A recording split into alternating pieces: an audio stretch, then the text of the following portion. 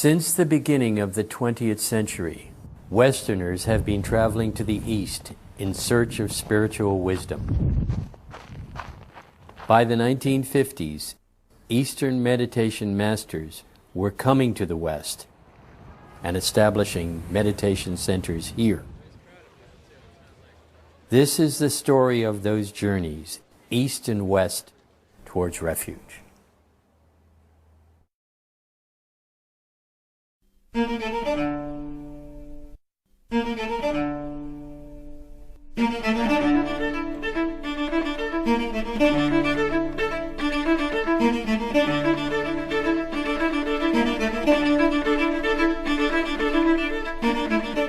Violence is now out of date. So, the non-violence... Even though we have all the comforts Western society has to offer, there still seems to be something missing. There's an increasing spiritual hunger. Many are seeking spiritual refuge in Eastern thought. Westerners are now taking refuge in the path of Buddhism.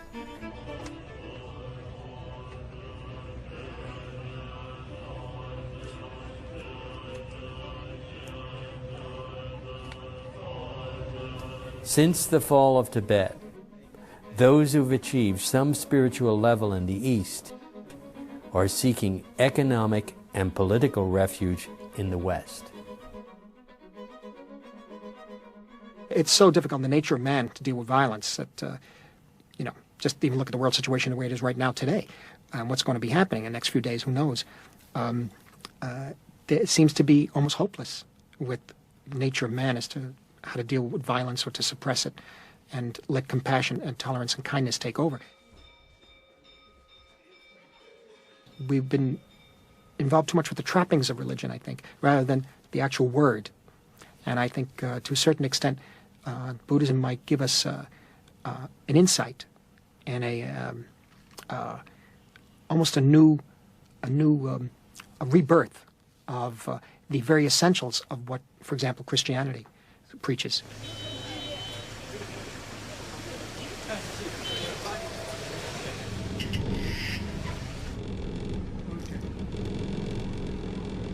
I already met some Westerners who already study or showing interest toward Buddhism. But then after 59, the interest towards Tibetan Buddhism seems, I think, quite strong.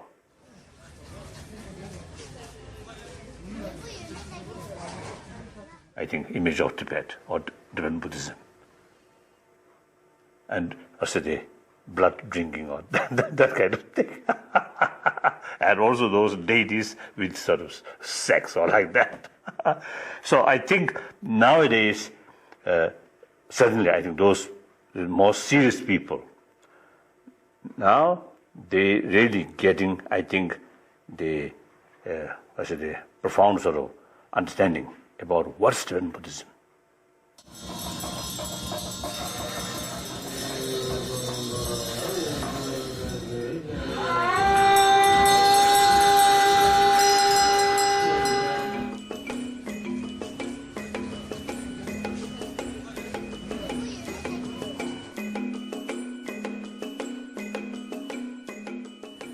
After the invasion of Tibet in 1959, the Dalai Lama went into exile in Dharamsala, India.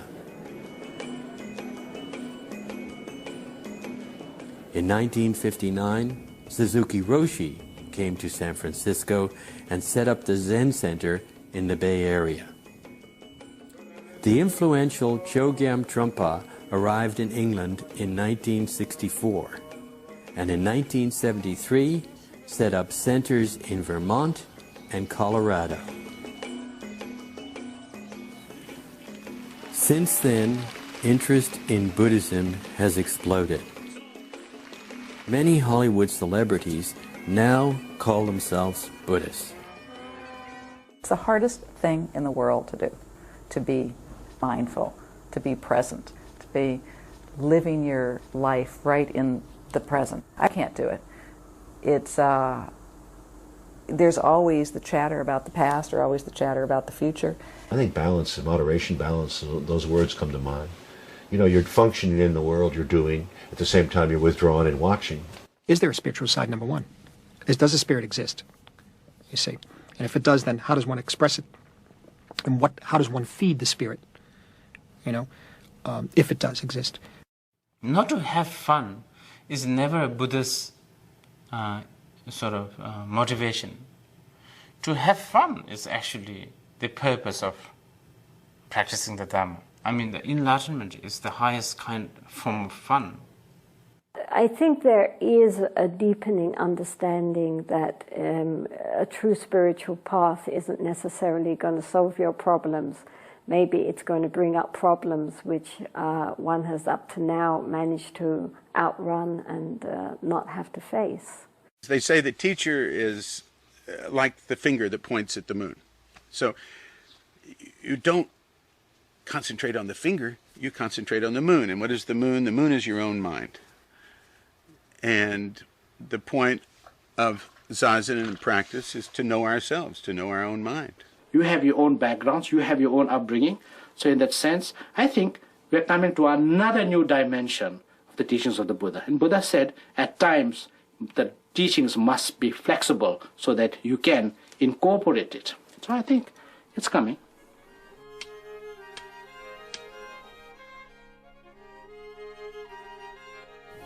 Taking refuge with a meditation master is the initial step on the Buddhist path. Many meditation masters at present are Tibetan and bring with them strong elements of Tibetan culture. An increasing number of Westerners have been ordained as Tibetan Buddhist monks and nuns. I've been working here for several years, actually in Wall Street originally. I was sponsored by a brokerage company here, and but it was very competitive. It was a very large company, and so 2 or 3 years into that, I decided that I would go back to England. And it was on a trip back to England that I found a note from a stepbrother. And he turned to me and said, "Lorraine, I think in this day and age, the only ones who have anything real to say are the Tibetan Lamas." And he handed me a phone number. It turned out that it was a Tibetan Lama who was living in suburbia London, and I went to visit him some weeks later for an interview, and it was very fast after that. When I left the home, I saw a photograph on the wall, and I asked him who it was. I was struck by the image. It was His Holiness Dudjom Rinpoche, and I went to meet him 2 weeks later in France. And about 8 years ago, it really seemed to me inevitable that I would make a decision, although I was still working, and although I had actually a boutique, and I was meeting the public every day and involved in fashion, so I was really, you know, in the cosmetic part of life, or the aesthetics of the fashion, and but I decided to become a nun.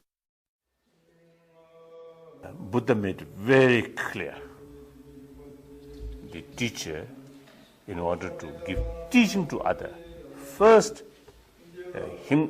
himself or herself must get deep experience. If the person really qualified one, then desire of money, desire of sex should not be there. This spirituality, this is not history, history sort of subject, or some others, I think, mathematics. But this is something spiritual. Therefore, the subject which they are explaining to others must have experience. Without experience, just a mere explanation is empty word. Therefore, the proper teacher must have the deeper experience as well as knowledge. So I think one indication of deeper experience is less negative emotion, more compassionate. So then some people seeking money, seeking pleasure, they may take that opportunity, exploitation. So be very careful, including myself. I often is telling people when I give some teaching, please examine me, please spy on me. That's important. Are you spying on yourself? Oh yes, mindfulness. Here, mindfulness. Check 24 hours, including my dream. Check what behavior, what thinking. This Buddhist monk.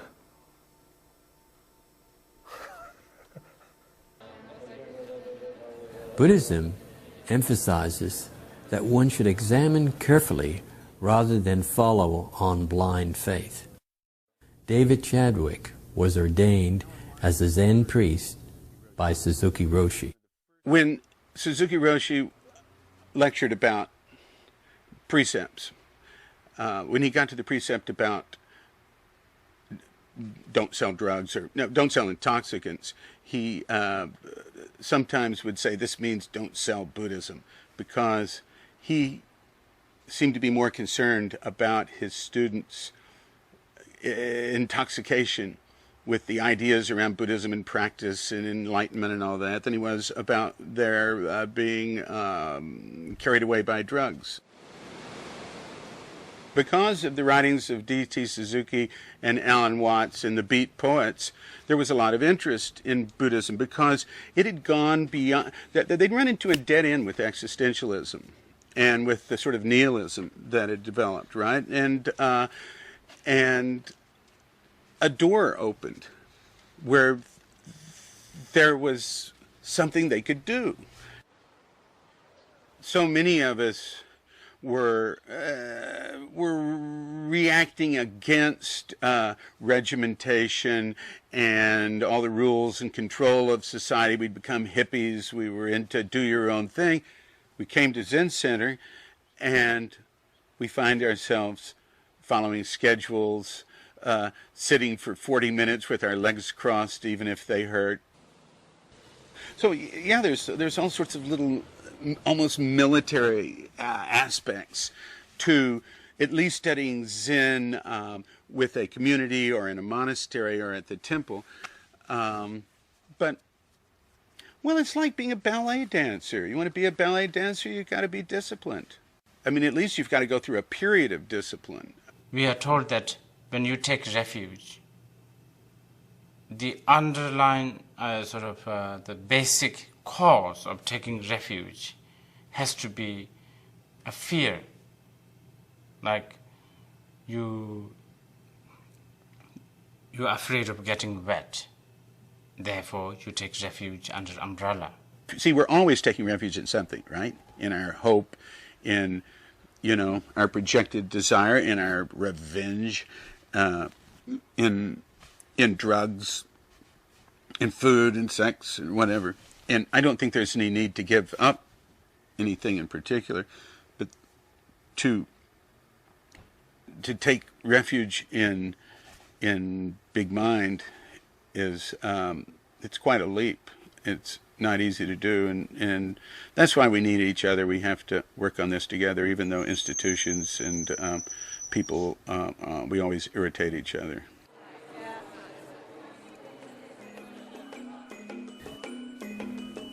In these troubled times of heightened violence and war, Westerners are seeking a place to go in their mind that offers more spiritual comfort and a compassionate approach.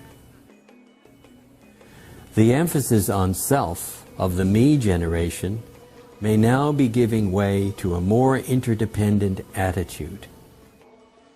Sakyong Mimpong Rinpoche is the leader of Shambhala International and the son of Trungpa Rinpoche. We're taking refuge in our own ability. What is our most innate ability is that we are all Buddhas and that we are all enlightened beings. That's what Buddha literally means, is a sense of total enlightenment. And enlightenment here means compassion, wisdom, understanding, skillful means, knowing how to conduct oneself. So the process of taking refuge is taking refuge in our awakened quality, in our basic goodness, in our undeniable quality that we are fundamentally good and pure people, and that a lot of times we don't recognize that. A lot of times we don't have confidence in that. So we need a ceremony. We need a ceremony to say, I am a Buddha.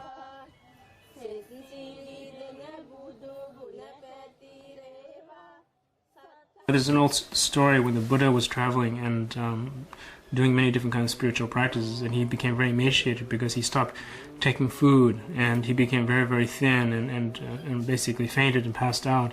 And then he was brought, some say some rice or yogurt.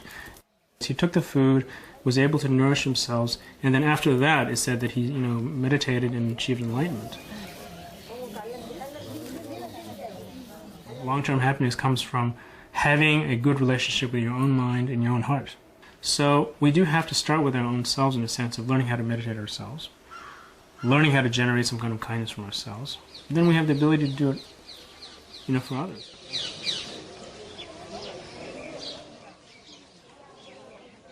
I think Buddhist concept, not just the single-pointed meditation, that sometimes may bring stability, but not necessarily sharpening your mind.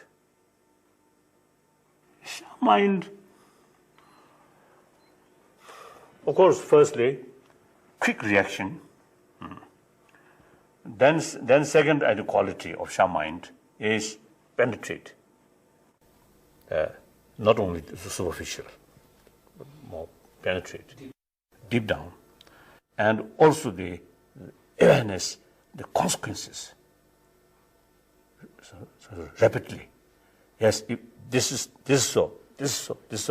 But there are also repercussion. This may happen, that may happen. These are the, I think, quality of sharpness of mind. Today, people seem willing to explore areas that were previously dismissed as fantasy.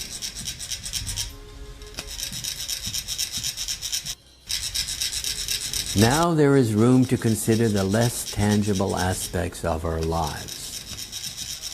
Are we in search of a new set of beliefs? Are spiritual values changing? Are the secrets of spiritual realization as obtainable as the secrets of material success? Moderation and balance, at least for me, is working, but I need to feed this different compartments until I can balance them. When I never had great balance. I have to figure this out still. It's always been a problem in my life. It's a necessity, spiritual life. It's not a choice. It's like if I don't have it, I'm going to be depleted. It's like chemicals in your body. Maybe it is a genetic thing, how religious you are or how spiritual you are. I know some old women in Asia who pray 10 hours a day every day. I know people who are on sabbaticals or retreats for 2 years, 3 years in monasteries. It's a very different way of life they're choosing. They're very radical. Most religion is materialism. Most of what we call religion is trying to find some place in space and time where we're safe. But there is no place in space and time where we're safe.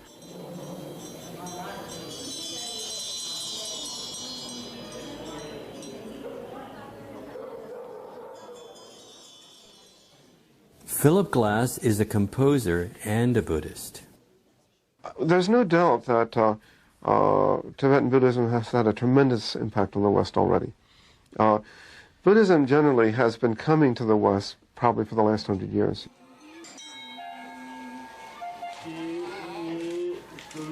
For the first time, a culture which had been really hermetically sealed up in a way had suddenly become opened up. And though what has been a tragedy for the Tibetan people has not been a tragedy for us, has been that for the first time we have access to teachers and traditions and living masters who are in the West, in Europe, in America. And for us who are alive now, we're the only people that will have met people from old Tibet, the isolated Tibet.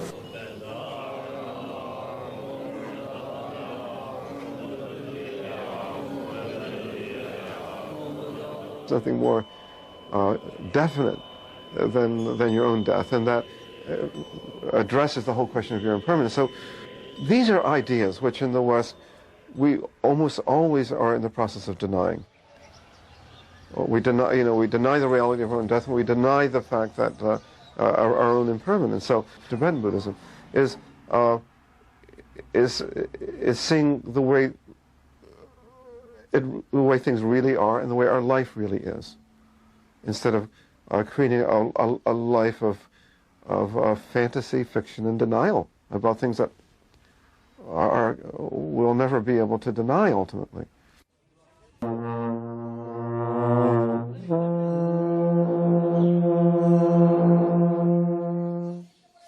I'm attracted to it because I'm interested in ritual. Buddhist subject matter has always been fascinating to me because of the nature of the behavior of many of the Buddhists that I've seen, how they behave personally, and also behavior and the ritual of the religion itself. Not that I can understand everything that the ritual signifies. Many artists, filmmakers, and creative people are fascinated by what they've seen of Buddhism as it moves towards the West. Some of them have taken refuge as Buddhists. Others have produced major motion pictures about the life of the Dalai Lama and the concept of reincarnation and the fall of Tibet. If we go back and think about how Buddhism started from the very beginning, it was started by Prince Siddhartha. The name Siddhartha literally means every wish fulfilled. Siddhartha's every princely wish was fulfilled. All his time was filled with sensual activities and distractions.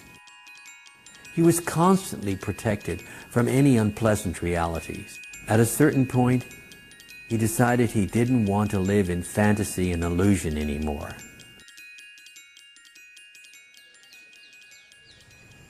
As the story goes, he wanted to see the world of reality.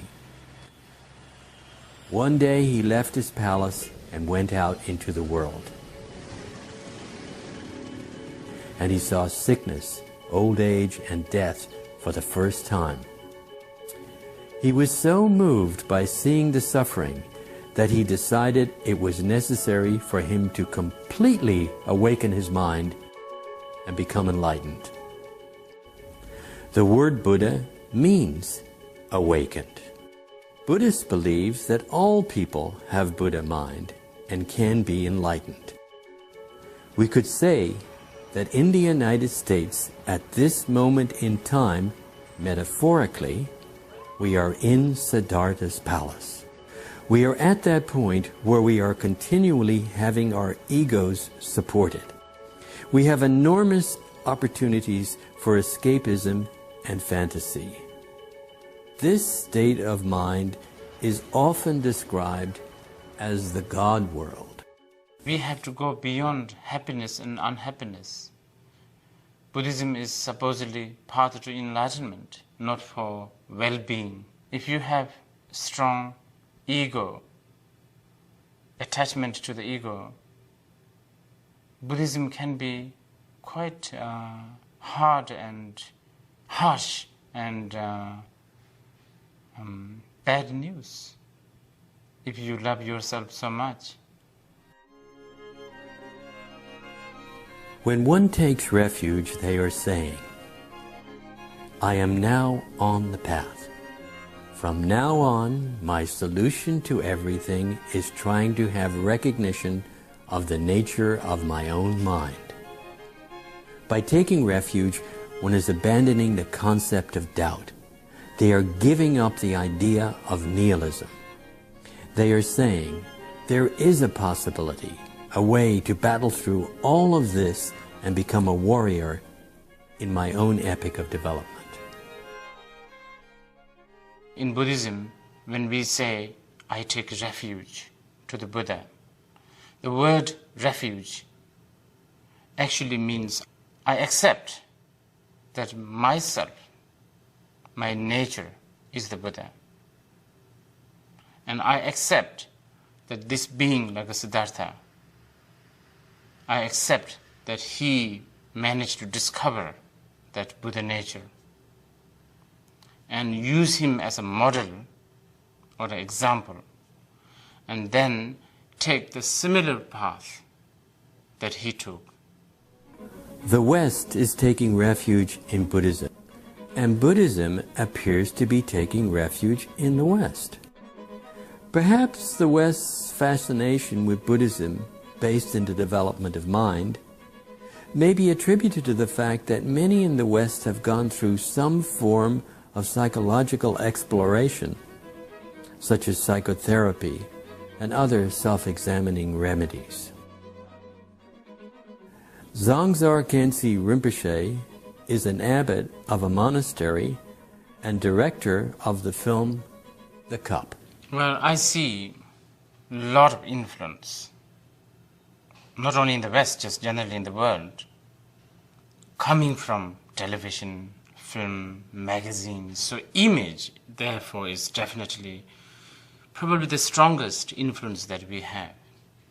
And then, of course, the sound. And we have in the film both. And it's one of the reasons why I chose to become a filmmaker.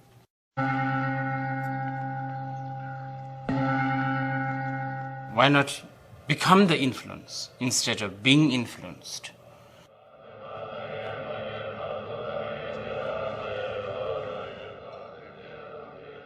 I think in the film, The Cup, I have mentioned about why change is necessary.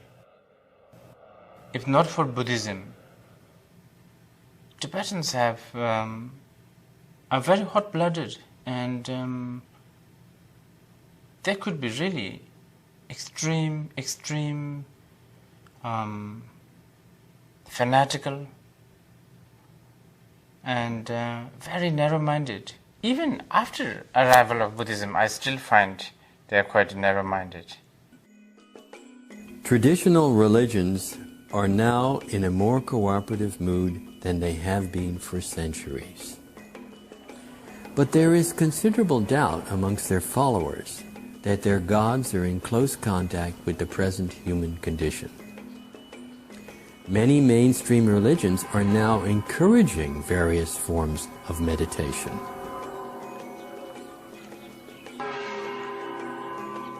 But because Zen and Buddhism are new in America, there's an idea that they're more pure, that they are more effective, that they're more real and sincere than other religions. Now in Japan, they tend to think of Christianity as more sincere and pure and real, and they think of Buddhists as sort of an old dead religion that's just priests are only interested in money and drinking and stuff like that.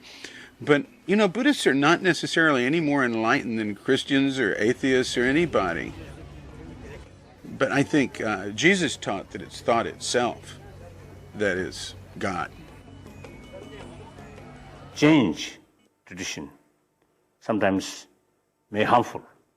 So therefore, now in the field of religious faith, I feel Westerner, like United States or Europeans, generally the Christians, and then Jews, Judaism, and then some extent Muslim. So therefore, the people from this area, better to keep your own tradition. Not, I think, not follow to other tradition. Because sometimes it may create more confusion. Bernardo Bertolucci is the director of the film Little Buddha. The film explores the issues of reincarnation and how candidates are chosen as tokus, or incarnate lamas. One day I read about a boy, a Spanish boy, who has been recognized, a tulku.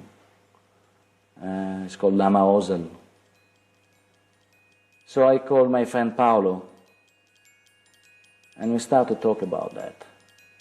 And I'm very interested on the fact that a Western boy can be the reincarnation of maybe a great Lama, Tibetan Lama. Of course it is possible.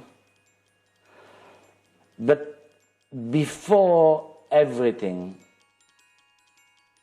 it was necessary, it was needed for me not only the authorization, but the blessing of His Holiness, the Dalai Lama.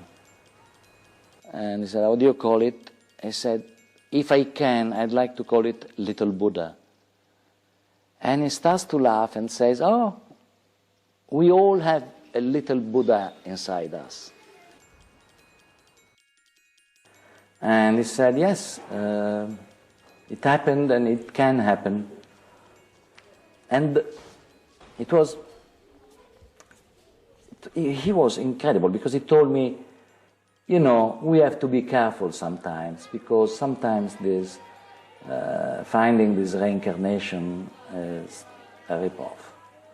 I said, what do you mean? He said, you know, maybe there is a monastery, very poor, which finds out that somebody quite rich in the valley is expecting a baby, so they get excited, said, oh, this baby will be a tulku, so we can get some money. And so he said, there has been a lot of speculation about tulkus, and so like he warned me very honestly about the fact that not every tulku which is found is a real thing. Power, money, sex, control, I mean, it's the same old story wherever you look. It's in Buddhism, it's in Christianity, Islam, Hinduism, you name it. It's in business, it's in anywhere you look. It's human nature. One of the problems in Tibetan Buddhism, because of this tantric aspect, I mean, certain lamas use that and to seduce women into thinking that there's something special and that they're going to be tantric consorts.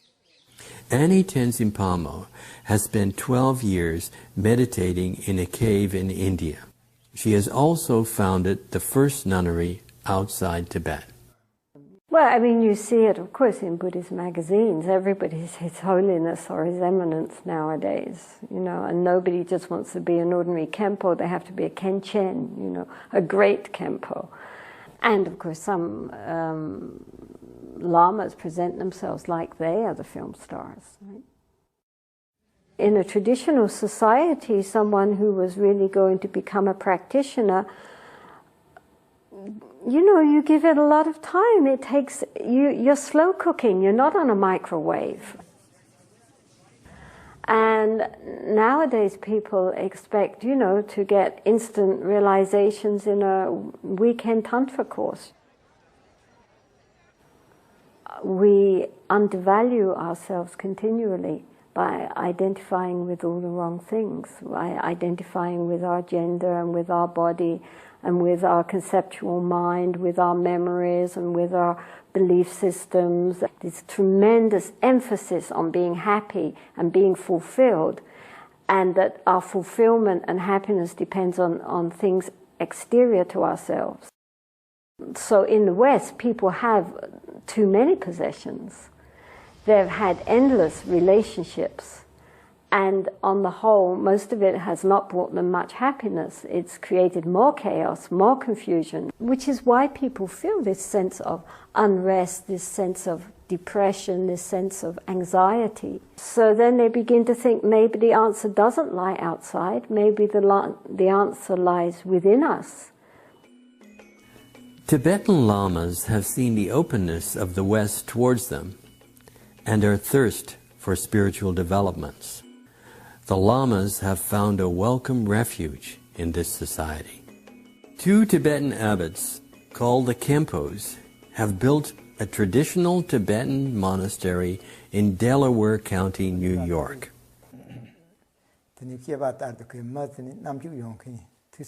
Definitely, we think, the Buddhism is finding good refuge in Western countries because the Western, as we said before, the Western, all the practitioners are quite educated and intellectual, and also they're looking something deeper meaning of their life and the meanings of the existing, and I think Buddhist is offering those answers or giving those answers. And therefore, we think is finding good refuge in the West.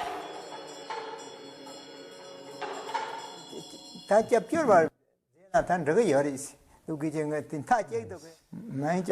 that, according to Buddhism, until you take the refuge, you're completely, maybe you're really refuge, you're relying to someone all the time and looking the solution all the time outside. But when you take the refuge, you become self-equipped and independent, and you freedom. You have every opportunity, every equipment to be yourself. Therefore, when you take refuge in the Buddhism, take refuge in the Buddha Dharma Sangha, you are in the freedom and you are independent. And then that's it. You can celebrate Independence Day that time. This country has the great right and great freedoms, so we definitely take the refuge to the freedom of the Americans, all the rights and independence. We like also all the modern technologies too, so in a way, those are great. Even though we don't know too much about those things, but we enjoy the television, we enjoy the telephone, we enjoy the computer, the email, and all those things, the modern common and a fax machine. So we enjoy, definitely. But more than that, we really enjoy and appreciate, and we take refuge in the freedom that what the American offers, or this great country, or the Indian offer to us. America is a country that has been involved with freedoms of all sorts. Religion in this country is seen as a freedom, not as an oppression as it is seen in Europe. At this time, many people are getting involved with Buddhism. They are just beginning to learn the language. In Buddhism, the path is not a path that's laid out, that you say, oh, this is the path, I'm going to follow it. It's the hunter's path. It's always changing. There is no path. You look for the signs of the animal. You look for the scat of the animal. We are uncomfortable with the concept of blind faith. Our Western education has taught us to think everything through and come to a logical conclusion. This logic leads us to seek a path that is less dogmatic and more open to individual needs. We need a way that has more freedom and choice, which is in line with the visions we have of ourselves as Westerners. His Holiness Shempen Dawa Rinpoche, son of His Holiness Dujum Rinpoche, has many centers in the East and West. You've got to dissolve the notion of the path itself. And the Buddha, who is Buddha? And what is Buddha? It's none other than our own enlightened awareness. We are all enlightened beings, except we're confused by our emotions. You see, there may be some people interested in the intrinsic kind of way of the mandalas are drawn, the way ritual things are performed. There are certain people that are fascinated by that. You know, they see that as something glittering, something very attractive. But when they look really into it, and when they really get into it, and then they begin to say, oh, these are not important. These are things that has to be abandoned. Follow the path, which eventually becomes pathless. The time now where so many people are interested is a result of what has been laid by great teachers. It's their prayers and aspirations are being fulfilled now. So in the sense of it, I think we are now, my generation of teachers now, or lamas or whatever, we are learning how to communicate that to you all. So I think we are coming to another third level where Dharma will be according to your way of living, your way of thinking. Like Dharma becomes a everyday household word. I think that's going to come soon. Buddhism expresses the view that everything that exists is by nature mind. It is the mind in which all spiritual ideas are invented. When one takes refuge, they wish to enter the awakened state and to have full recognition of the nature of their mind. They take the path towards enlightenment. That's another thing about Buddhism that I found over the last few years, 10 years it's been, you can't hide anything. You're bound to tell the truth. Because whatever you hide is seen anyway, in some way. I don't know how, but it is. Oliver Stone, Oscar-winning film director and Buddhist. I don't like the word took refuge. I know it's a holy word, I just don't like it. I don't think of it that way. And entered into, studied, a student of, shared a bit of the experience. I never felt I wanted to become a member of a cult. And it does risk that at times in the West. I don't like the Western practices because they're cult-like. And also, frankly, slavishly devoted. I find that Westerners spend more time, almost an exaggerated amount of time, doing their self-torture or self-revelation or self-consciousness, whatever it is, but they change their lives too abruptly. And it doesn't seem right. It seems that life is more of a long-term river, and you have to navigate the streams a little bit slower. I responded to the Buddha's story because of his intelligence, because of his width of understanding. And then, of course, he has to find another road. He leaves his home. That's the beautiful story. It's a great story. And of all the Savior stories, I believe, I like that one the best. I don't like the concept of coming down and getting nailed to a cross. I find it very brutal. And, I don't know that it's necessary but maybe there's an old feeling that blood is what does it. The West has had more respect for the blood myth than the East, probably. If you read Buddhism the way I read it, the beauty of it was a very intelligent philosophy. It wasn't a cult. It wasn't a religion. War is outdated. The Dalai Lama, Tibet's spiritual leader, is also Tibet's political leader. He has won the Nobel Peace Prize and has gained the popularity of a media star.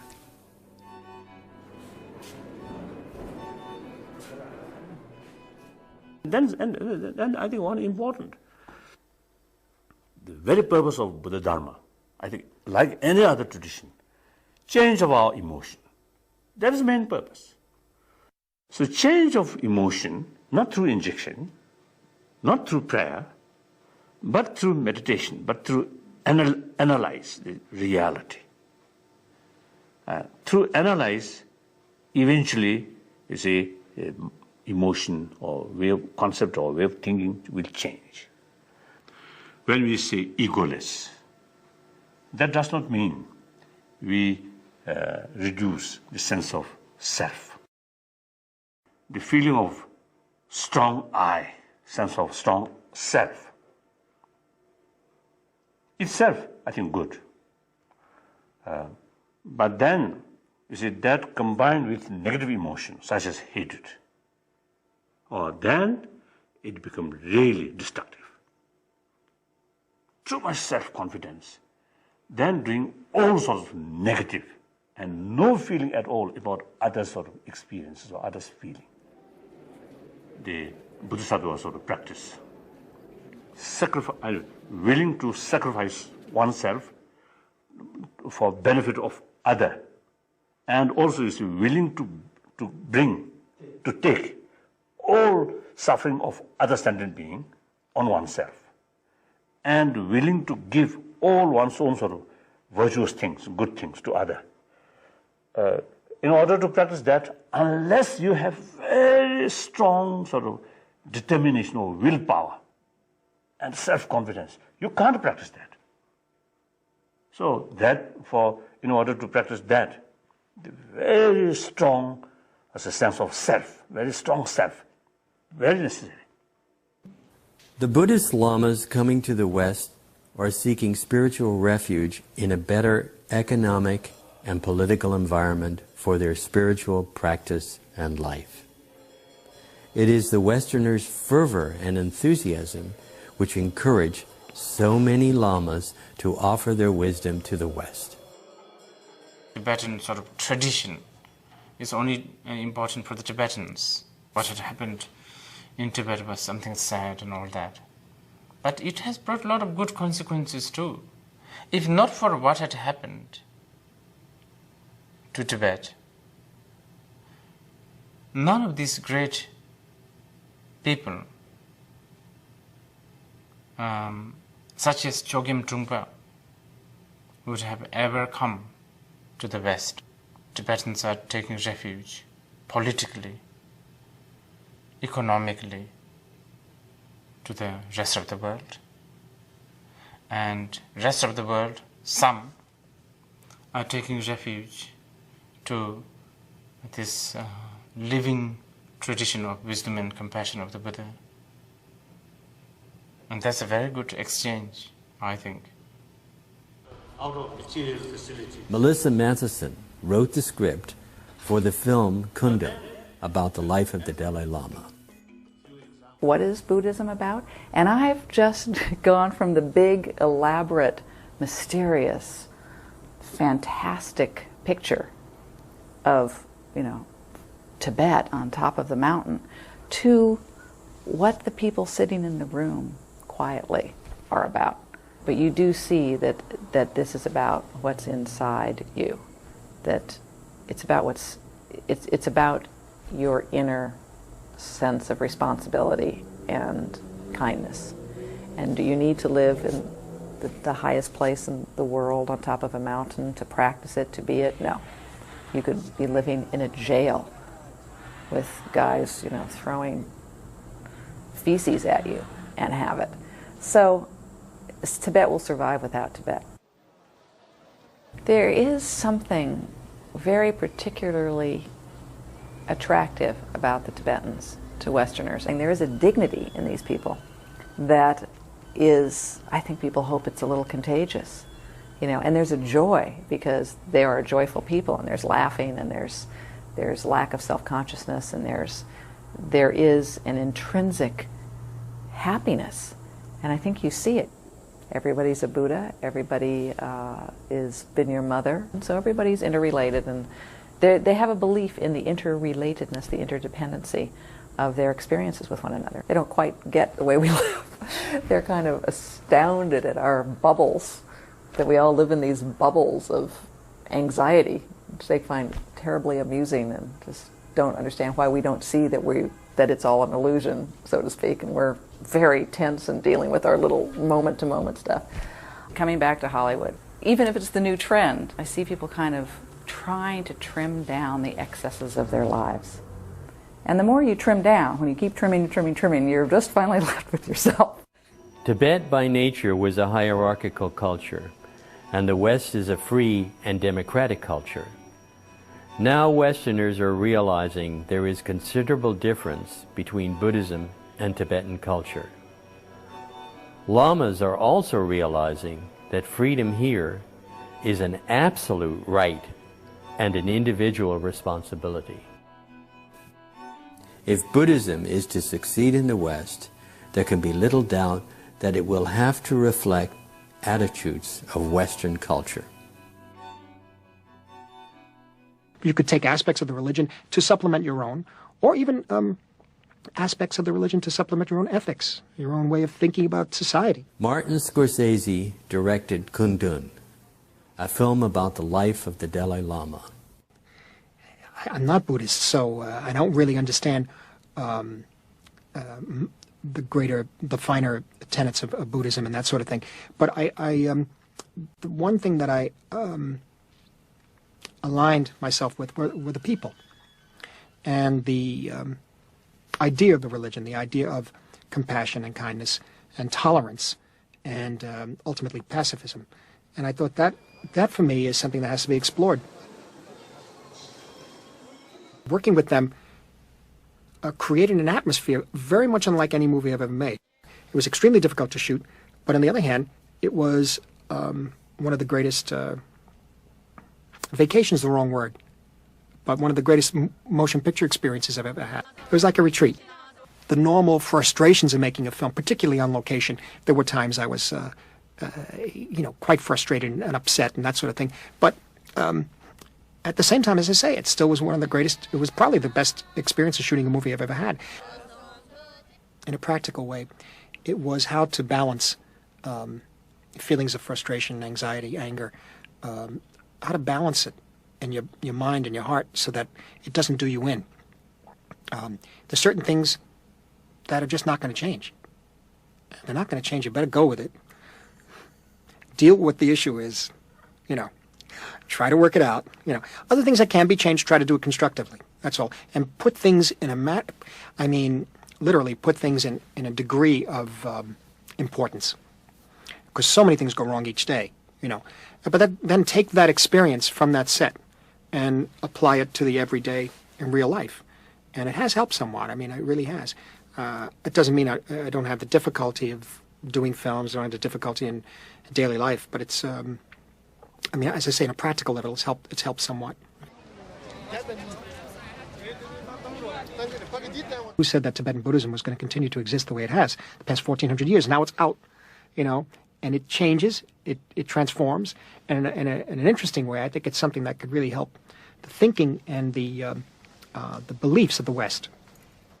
And very often, one of the things that could happen in Western religion is that one becomes more preoccupied. Not everyone. Some do become more preoccupied with the more concrete aspects of that religion. We become involved more with the surface of it rather than the real deep meaning, and trying to live that deep meaning out every day. And so there's something that we've lost, I think, the sense of compassion, kindness, and the sense of tolerance. There's something about the way they move. There's something about the looks on their faces. And I think, as I've said many times, just know how they revere the world and know how they revere each other, and especially the Dalai Lama. The whole Buddhist path is about how to get beyond neurosis. It's not just telling you, don't be angry. It's showing you how you can work with your anger. And most people, they want the idea of bliss and peace and all that side of it, but they don't want the hard work which it takes. They're not thinking of the person right in front of them, their partners, their children, their parents, their colleagues at work, their employers or employees, the people they meet every day. This is the opportunity to practice. So seeing that most practitioners, the vast majority, have families, relationships, careers, a social life, and so forth, then the Dharma has to adapt itself to the kinds of lives of the practitioners and become relevant for their daily life. When the Buddha was walking this earth, he was, he didn't spend all his time sitting under a tree. He was, for 45 years, wandering around northern India, meeting with kings and courtesans, businessmen, warriors, and many, many different kinds of people. He didn't tell them all that they had to leave their homes and their families. If it was a king, he taught him how to be a good king. If it was a businessman, then he showed him how to use the family life as a way of practicing the Dharma. The simple image of the yogi in the cave hardly seems workable for those of us who have to go to work every day. Nevertheless, the Tibetans have already enriched our lives by encouraging us to improve the image we have of ourselves. And Buddhism is giving us practical ways of dealing with the nature of our mind. The Tibetans who left their Shangri-La did not wither and die. Their lives have been renewed by taking refuge in the West. So some people may get some sort of impression and Dalai Lama have the healing power, so that in spite of the expenses sort of troubling come to here, then when he actually met me, nothing happened. Then worst thing, some people might come here with belief that Dalai Lama have some miracle power. Just asked.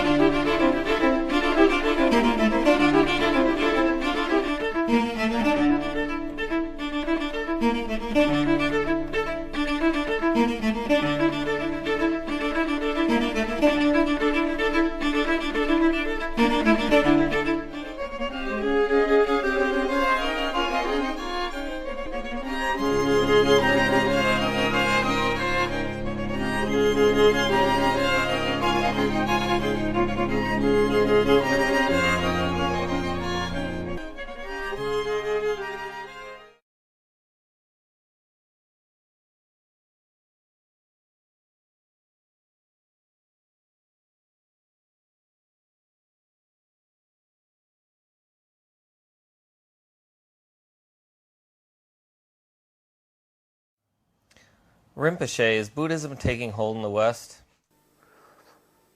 It seems nowadays some scientists, especially in the field of brain or human psychology, human sort of the people, scientists who are sort of working about human emotions. Now it seems in that field, Tibetan Buddhism, I think some potential to help them. And also we also can, what's it useful is to learn their result of their experiment. Western sort of scientific sort of way, and Buddhist explanation mainly based on experiences, and through jointly, perhaps I think helpful. In what way is it helpful? I think Buddhist theory, the theory of interdependency.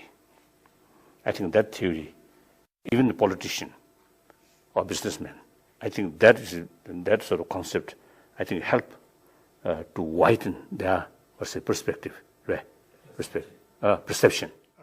Some my friend, Westerner, who later told me, because of Buddhist sort of concept, they survived in spite some personal tragedies, sort of experiences. Some of them, some told me, unless they have that kind of new sort of concept from the Buddhist sort of way of thinking, he or she is really passing through very, very difficult sort of period. But they survived because of the Buddhist concept. What about people in other religions? Certainly, remain as a Christian. But at the same time, take some Buddhist sort of concept of sort of, I think I feel one sort of the concept, the Buddhist concept, mother-centered being, all sentient being, not only human being, but all other sort of sentient being is considered something sacred, respect their life, concern their welfare. I think that's good. Do you mean people should not change their religion? You see, in early 60s, I have one Polish lady, one old Polish lady, who really helped a lot for Tibetan refugee, and eventually become a very sort of close friend. And then she originally a member of Theosophy. So she a lot of sort of attraction towards Buddhism. I think because through my sort of the personal sort of, I think, friendship. And then I think when she passed away, I think her age, I think 80s. So at the time of her sort of death, or just before his death, it seems in her mind some confusion. The Buddhist concept and concept of creator seems some sort of confusion. Has the movie Kundun about your escape from Tibet made Buddhism popular?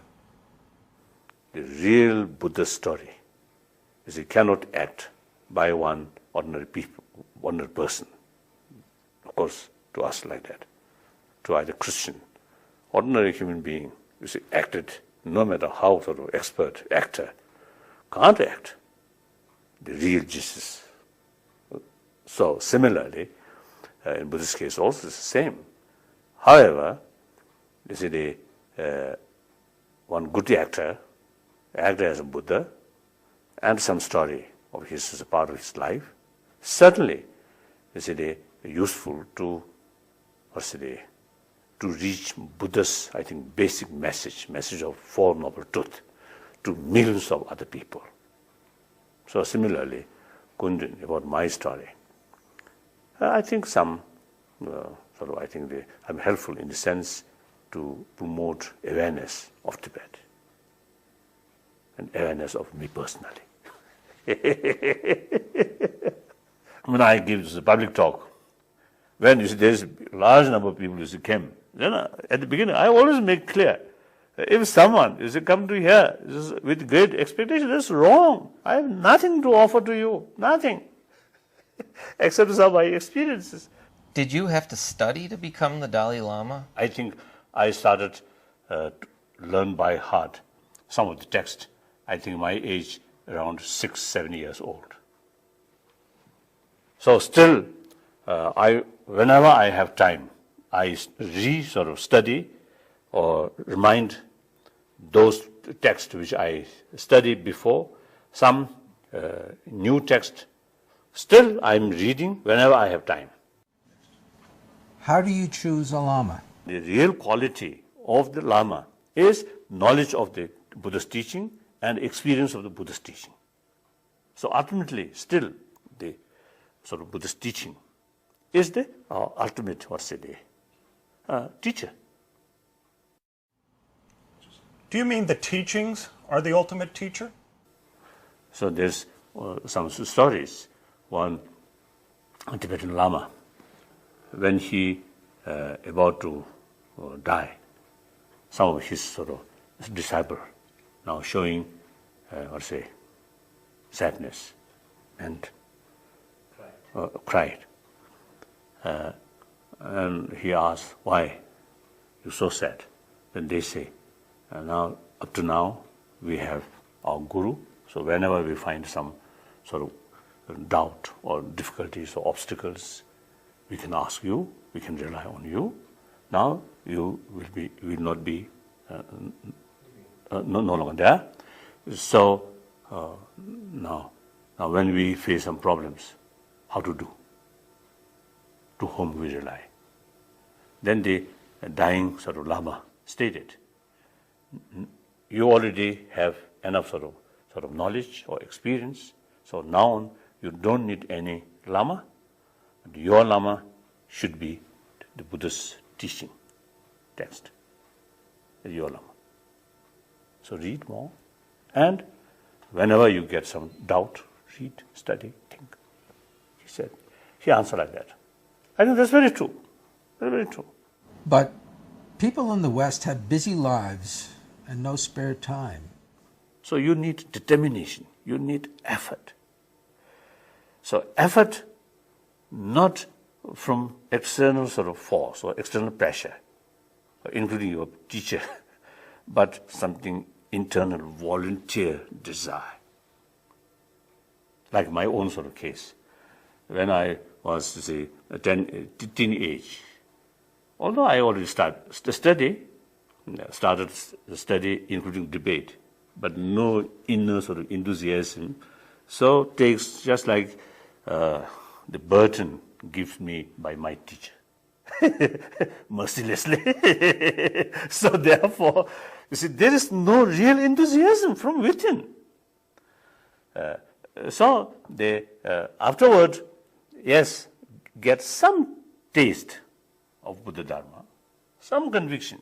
Then even today, whenever I have time, even if it's my breakfast, mouth, you see some work, but at the same time, my eye always look the reading.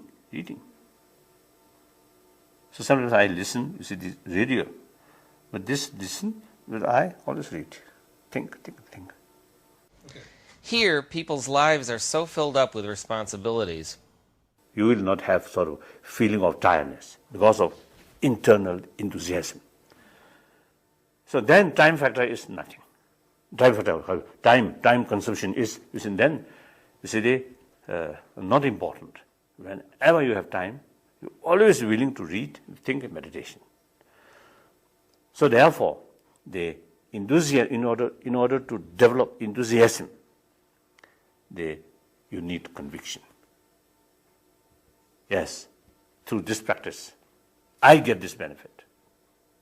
If I remain like today's sort of mental state, just like another person, now one example, I get sick, I'm getting older and older, so eventually I have to die. So then what use? These are the material things. Even my friend, at the time of my death, I have to live.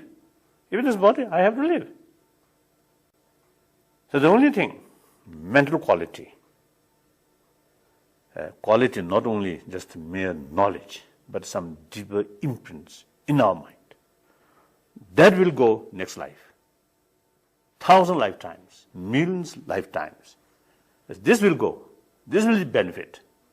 So through that way, we will go to Buddhahood. If you study, through study, once you know these questions and time and answer, although you see, I think basic sort of structure, Kasutta, given by Buddha himself and all these great masters, and the further personal investigation, then you get more conviction. Conviction brings more enthusiasm. Enthusiasm brings more effort. More effort brings better result. So that's why you see they need. It's a study, knowledge. It's just a prayer. It's a Buddham Shanam Gacchami, Namam Buddhaya, 1,000 times. Just lip service, or almost like lip service. I don't know how much sort of impact in my mind. I don't know. Do you actually make an effort to create these imprints? Sort of inquiring as much as I can, some deeper imprints, positive imprints in my mind. So day and night, including in my dream, some sort of effort, some sort of desire is to accumulate some kind of deeper sort of experiences. So like that. So therefore, in order to develop conviction, you need a lot of sort of, what's a day? No. I think the awareness, the reality.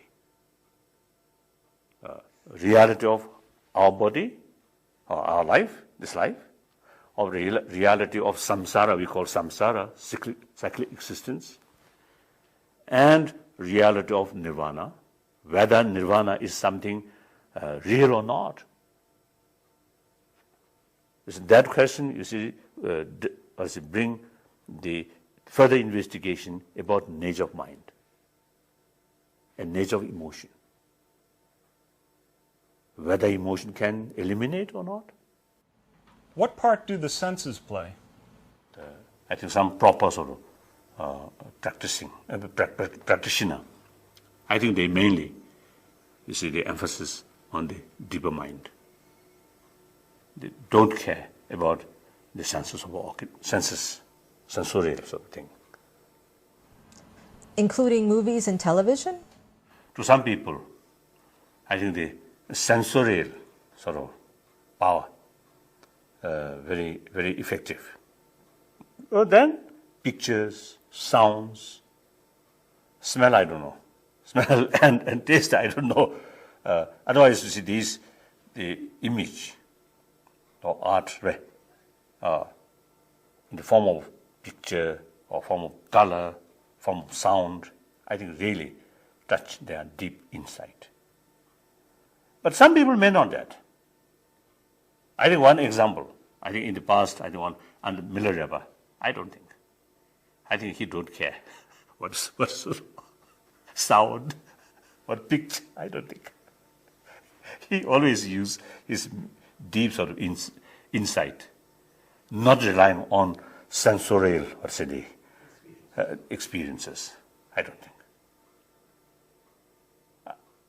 I think, roughly speaking, may not be right, but my impression, I think in the ordinary people, or in some people, I think usually they always sort of,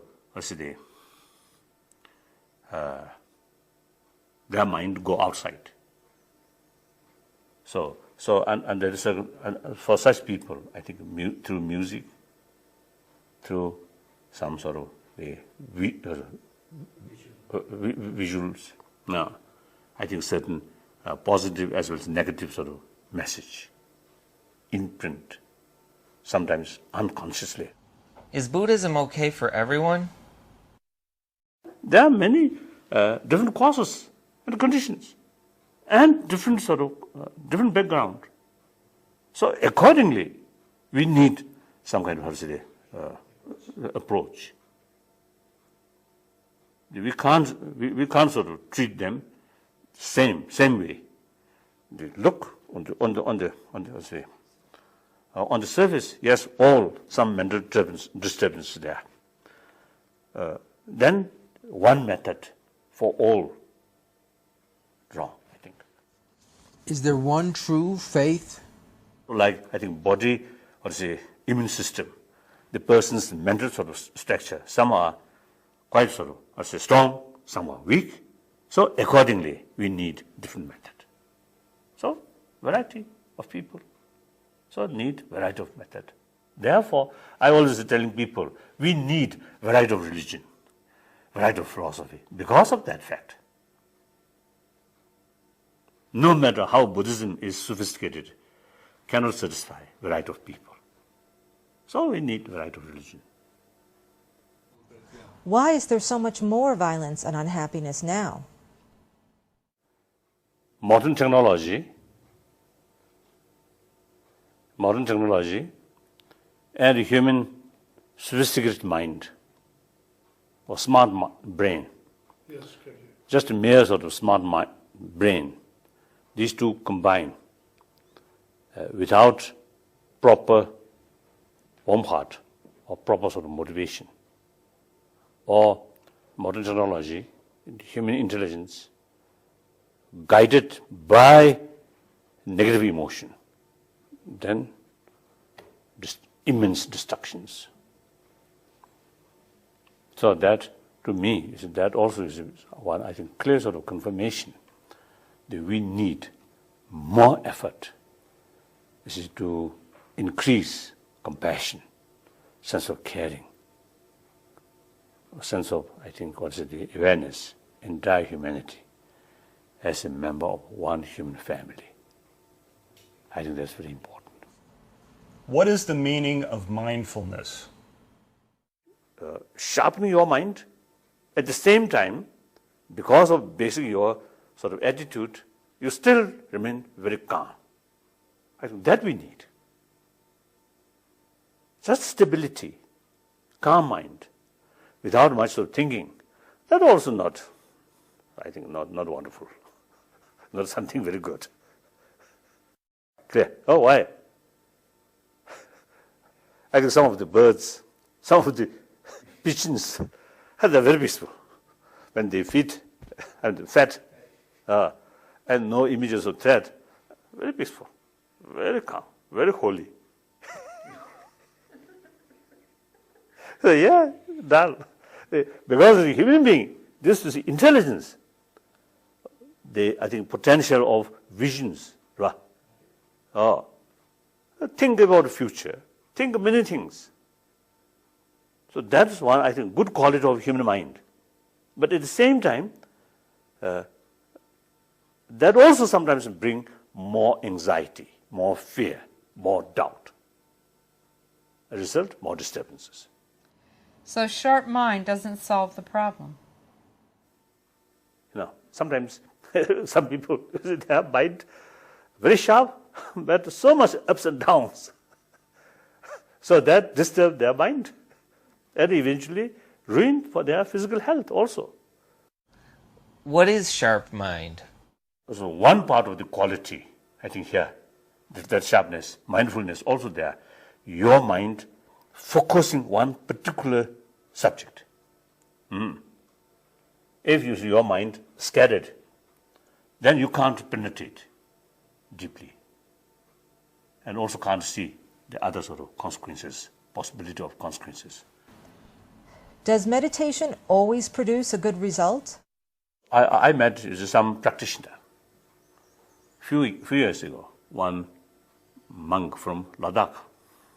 He spent some time, a few years in meditation. And then he told me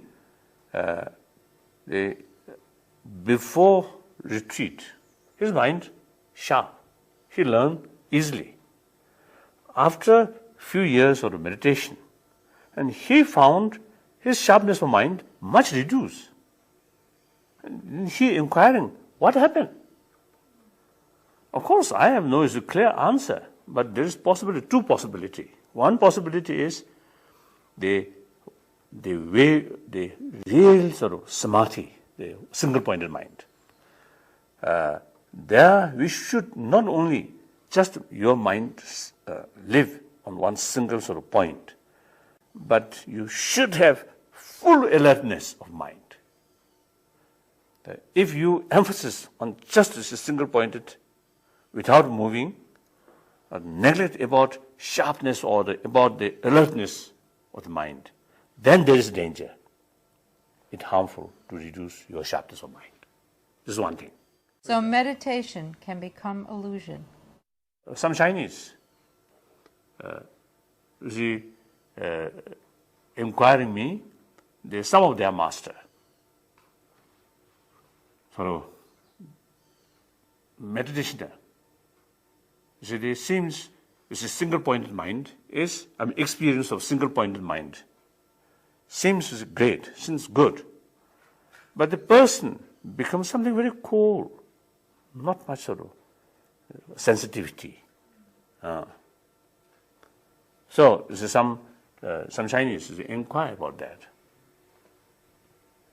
Then again, I told two possibilities. One, again, is a similar thing as I mentioned earlier. The second, the interpretation of emptiness. If go wrongs, then that also happen.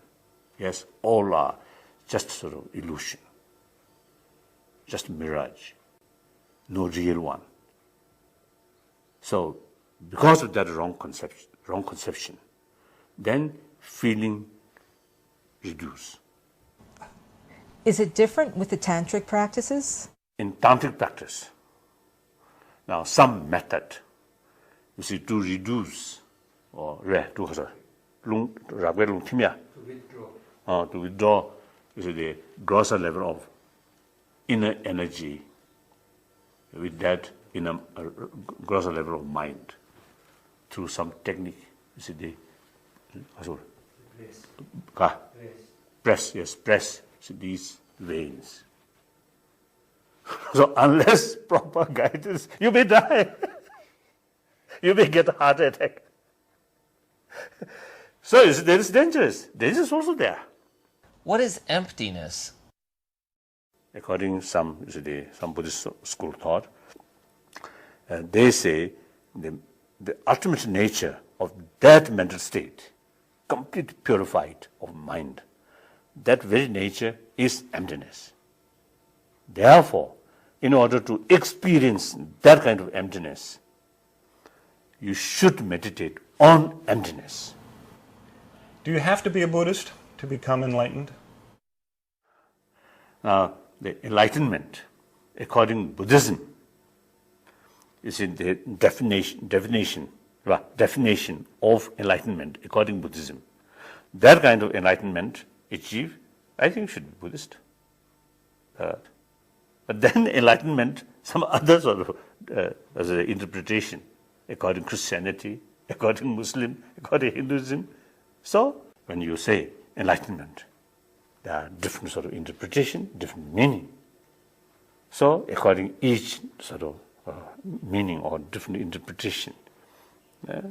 You need sort of their own, method. What should people think when they see your image in media? I dedicated. My very existence is something benefit to other. One time in Germany, after my teaching, among some questions, I think one lady, I think a little disturbance her mind. So she expressed in her questions whether permissible she considered me something close friend to her. Then I answered, whatever way you get some immediate sort of benefit, you can think, no problem. So because, the one part of sort of, I think, practice of the Buddhism was, wow, oneself is nothing, but something, the possession of other. Okay? So whatever way, some use my physical, as of course as a Dalai Lama, I think it will never happen. But theoretically, if one day I become a slave for some benefit to someone, yes, that's my duty to serve, to work, because I dedicated my whole sort of body, speech, mind to this end being.